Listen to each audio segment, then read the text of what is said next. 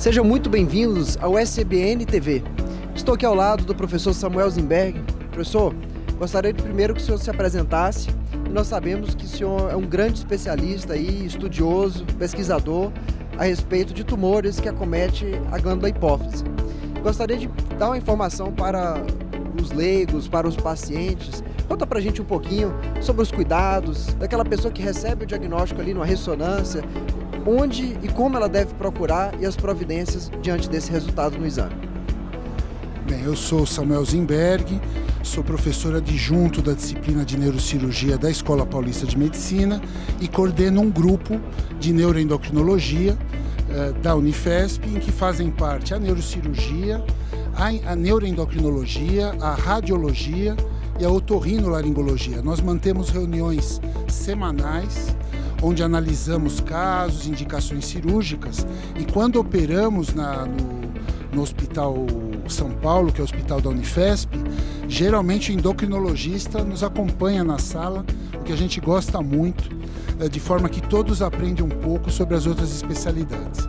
Falando um pouco sobre o tumor hipofisário, nós temos que saber que o tumor hipofisário é relativamente frequente. Ele ocupa o terceiro lugar entre as neoplasias primárias do cérebro e pode ser uma causa tanto de perda visual como de alterações hormonais.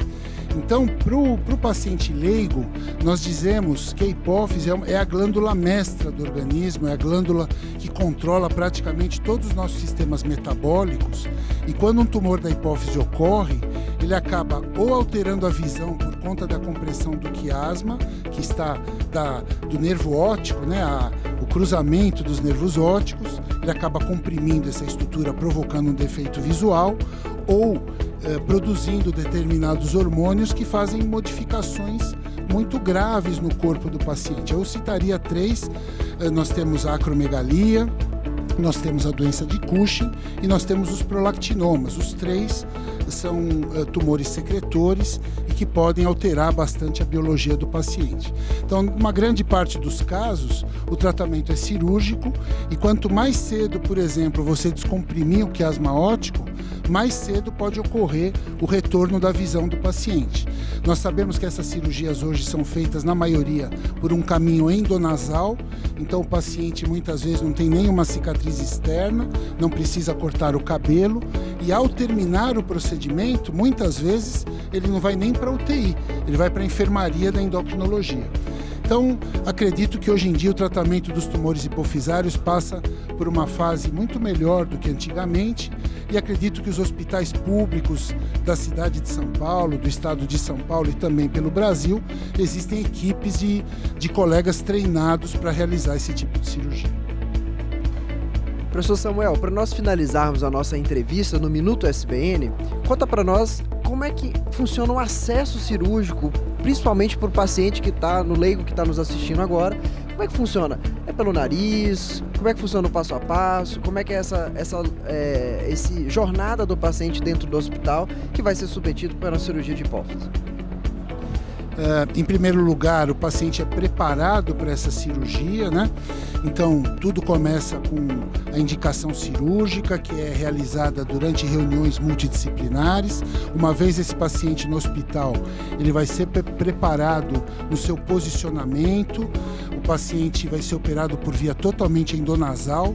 Então, quem inicia o procedimento, na maioria das vezes, é o otorrinolaringologista. Na verdade, é o rinologista. Hoje, a otorrino também está se separando nas suas diferentes áreas. O otorrino, ele faz o acesso à cavidade nasal, realiza o início da abertura do seio esfenoidal, que é o seio que vai nos permitir a visualização das estruturas posteriores do esfenoide. Então, uma vez aberto o seio esfenoidal, nós fazemos a abertura celular, utilizando brocas, utilizando as óticas. Importante saber que as diferentes óticas permitem ângulos de visão diferentes, o que facilita muito o acesso cirúrgico. A ótica também, ela leva a luz lá na frente, leva a imagem lá na frente.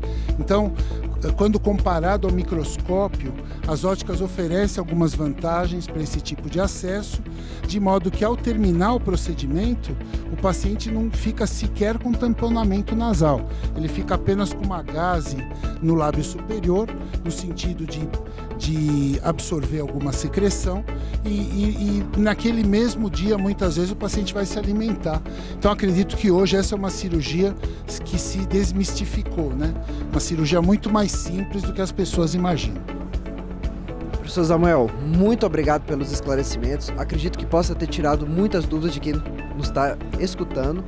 E continue ligado no SBN TV e interagindo na nossa rede social, #Ceban2022.